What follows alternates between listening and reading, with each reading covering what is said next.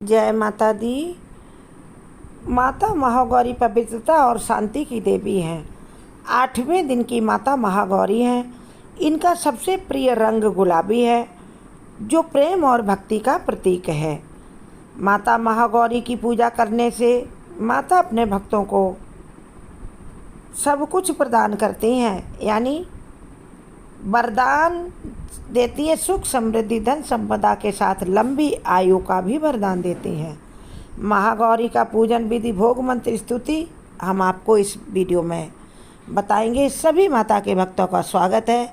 माता के चरणों में सब्सक्राइब और लाइक समर्पित करके चलिए सुनते हैं सबसे पहले माता के पूजन की विधि। महाअष्टमी पर रोज़ की तरह जल्दी उठें। जो लोग व्रत कर रहे नहीं कर रहे तो भी अष्टमी का तो व्रत सभी करते हैं। उठें, स्नान करके साफ सुथरे लाल या गुलाबी रंग के वस्त्र धारण कर लें, क्योंकि माता को गुलाबी रंग सबसे अधिक प्रिय है। और उसके बाद वहीं सबसे पहले जो आपने कलश रखा उसकी पूजा करें। नहीं रखा तो अपना एक जल का कलश ताज़ा भर लें, उसके साथ माता की पूजा करें। उन्हें पीले, गुलाबी, लाल रंग के फूल चढ़ाएं, उनकी माला पहनाएं, सिंदूर, कुमकुम और अक्षत यानी बिना टूटे हुए चावल मैया को चढ़ा दें।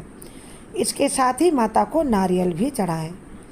नारियल सुख समृद्धि का प्रतीक होता है। नारियल जैसे ऊपर से कठोर होता है, अंदर उसमें फिर नारियल होता है, उसके अंदर जल भरा होता है, यानी हर चीज़ उसमें है प्रकृति की। इसीलिए नारियल चढ़ाना सबसे शुभ होता है। साथ ही माता को लाल गुलाबी रंग के फल या मिठाई का भोग लगाएं और माता के सामने एक घी का दीपक जलाएं और एक अलग से पीतल की कटोरी या मिट्टी का दीपक ले लें। उसमें 2 कपूर रखें और उसमें कम से कम 5 लौंग रख दें और 2 रखें आप उसमें हरी इलायची, जो सुख समृद्धि का प्रतीक है। माता लक्ष्मी प्रसन्न होती है इलायची से। और लौंग शक्ति का प्रतीक है और कपूर घर से निगेटिविटी दूर भगाता है।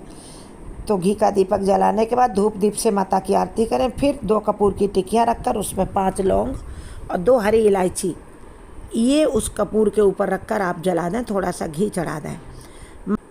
उसके बाद आप माता का मंत्र एक माला अवश्य जपें। माता रानी का मंत्र है महागौरी का, या देवी सर्वभूतेषु माँ महागौरी रूपेण संस्थिता, नमस्तस्यै नमस्तस्यै नमस्तस्यै नमो नमः। या फिर ओम ऐं ह्रीं क्लीं चामुंडाय विच्चे नवाण मंत्र का जाप करें। और माता गौरी का ध्यान मंत्र है, वंदे वांछित कामार्थे चंद्रार्धकृत शेखराम सिंगरूढ़ा चतुर्भुजा महागौरी यशस्विनीं पूर्णंदु निभाम गौरी सोमचक्र स्थिताम अष्टमम महागौरी त्रिनेत्राम। और महागौरी का स्तोत्र पाठ भी कर सकते हैं। महागौरी का कवच भी आप पढ़ सकते हैं।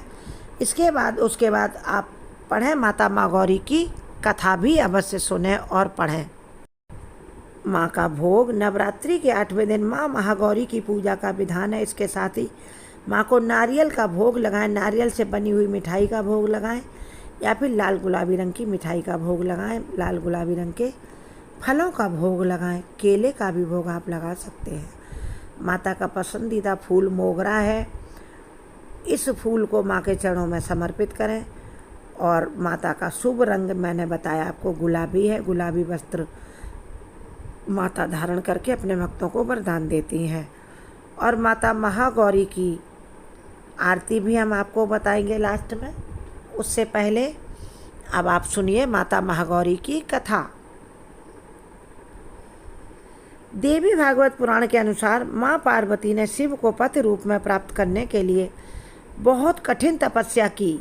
सबसे पहले वह सती के रूप के बाद पार्वती के रूप में हिमाचल के घर में पैदा हुई, शैलपुत्री कहलाईं। फिर खूब तपस्या की, माता ब्रह्मचारिणी बनी, खूब तपस्या की। सैकड़ों हजारों वर्षों तक उन्होंने शिव को पाने के लिए कठिन तपस्या की। उस समय से माँ ने केवल कंदमूल और पत्तों का ही आहार किया था। उसके बाद माँ महागौरी केवल हवा पीकर ही उन्होंने तप करना शुरू कर दिया। इस कठिन तप को करने से माता को महान गौरव की प्राप्ति हुई, महान शक्तियाँ प्राप्त हुईं। सभी देवों ने माता को अपनी शक्तियाँ प्रदान की। इसके कारण माँ का नाम महागौरी पड़ा।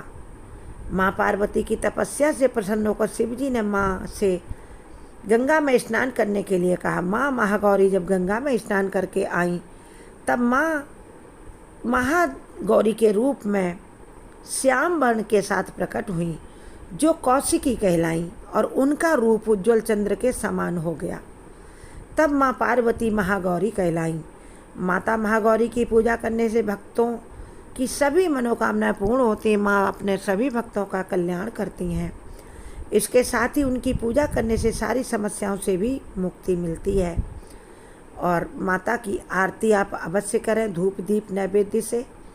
इसके साथ ही जो भी आपके मन में मनोकामना हो माता को सुनाएं, पूरी करने के लिए कहें, क्योंकि ये नवरात्रि अब समापन की ओर है।